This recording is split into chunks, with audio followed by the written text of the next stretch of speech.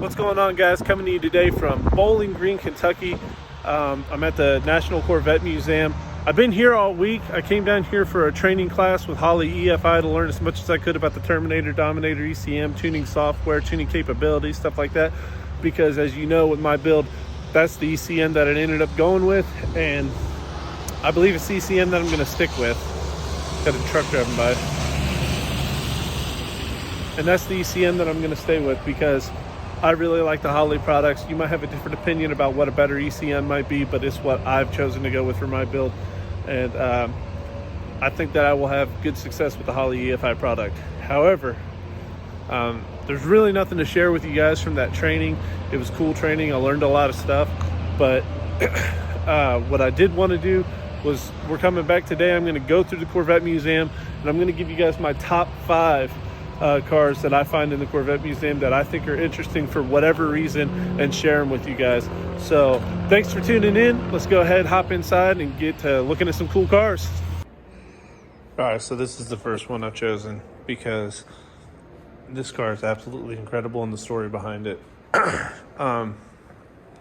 C7Z06 had 3 different drivers, right, made in America. So this car ran at the 24-hour Daytona race, the Rolex, and I was reading here that the Corvette was in first and second, and unlike a Ford, they let them race, and this car won by a .034 margin against another Corvette trying to come across the finish line.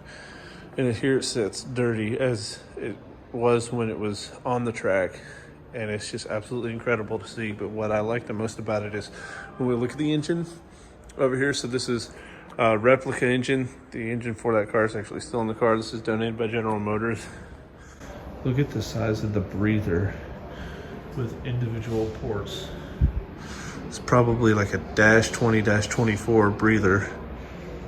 Cog belt drive, dry sump, oil pump, and everywhere.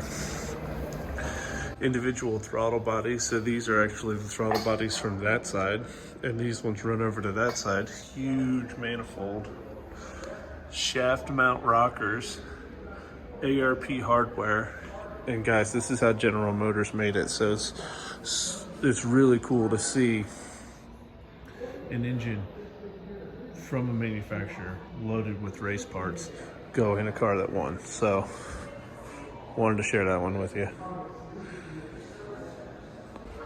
All right, y'all, I found this one really interesting because it might just look like a regular C8 Corvette. I think this may be even a base model, right? It doesn't look like anything crazy, but fun fact, and I don't know if you guys knew this, but the C8 Corvette is the first Corvette in history offered in a right-hand drive for the United Kingdom, Australian, and Japanese models. So here is one of the first ever right-hand drive Corvettes from the factory, and I thought that was wicked cool to be able to see something. As somebody who's spent some time in Japan and lived in the UK, it's really cool to be able to see this. I just thought that was cool. Let me know what you think about this one in the comments down below. And if you lived overseas, would you own one? Yeah, everything inverted. Made possible by the rear mount engine.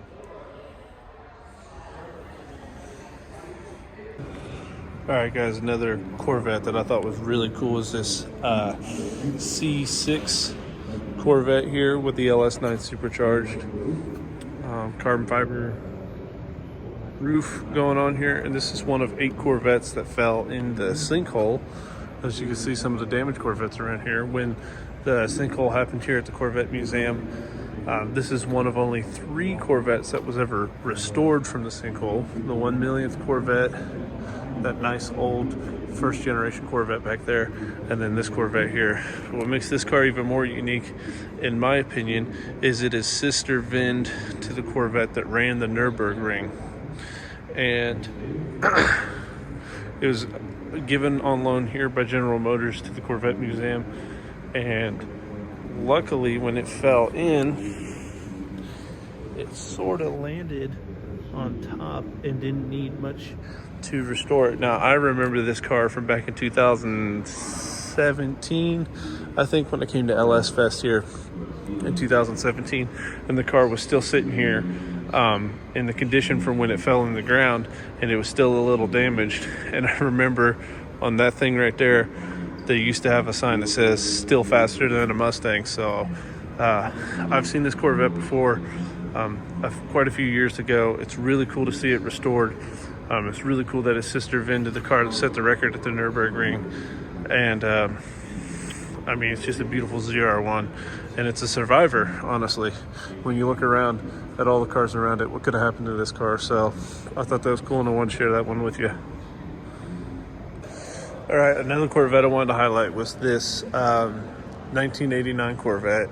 And the reason I want to highlight this is because this Corvette was actually GM's response to that car right there. So when Dodge announced that they were going to make the Dodge Viper at the auto show back in the late 80s, GM said, we got to step our game up with the Corvette, because for the first time ever, the Corvette was going to have a competitor. Now, the Viper personally is one of my favorite cars ever produced. Unfortunately, it went out of production in 2017, but it's really cool to see GM's initial response to the Dodge Viper. And what makes this car unique is, maybe you've noticed just how long that hood is. So when Dodge announced that they were going to make the Viper, GM said, game on, we're going to stuff a V12 underneath the hood of this car.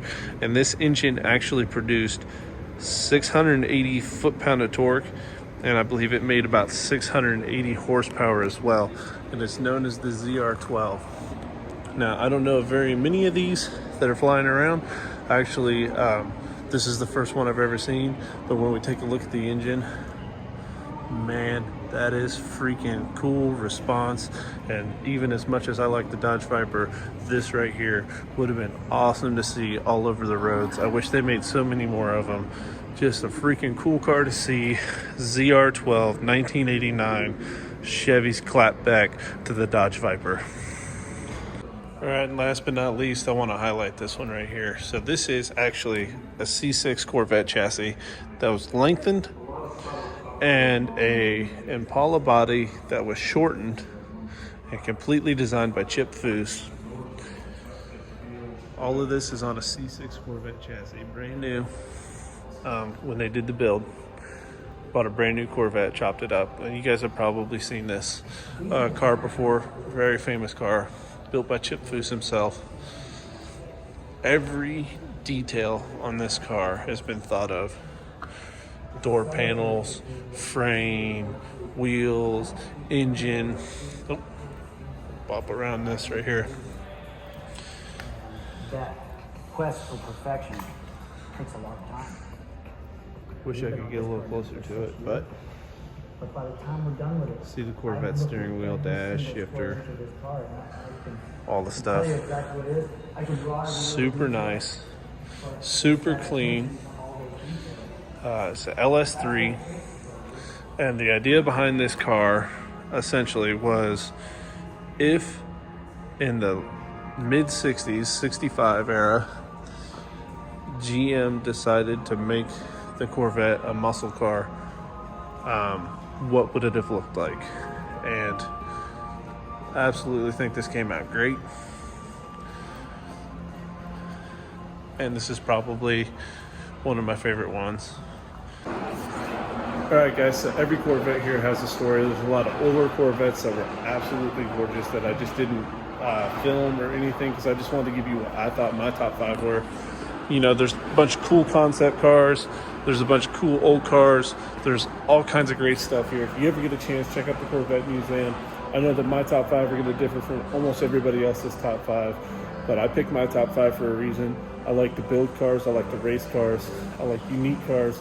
And I've lived overseas, so that kind of drove all the cars that I picked, just because they're my top 5 cars. And I hope you guys enjoyed it. Drop a comment down below. Let me know what you think of the top 5 cars that I picked out. Like, comment, share, subscribe. You guys know the riddle, the algorithm stuff. And that's about it.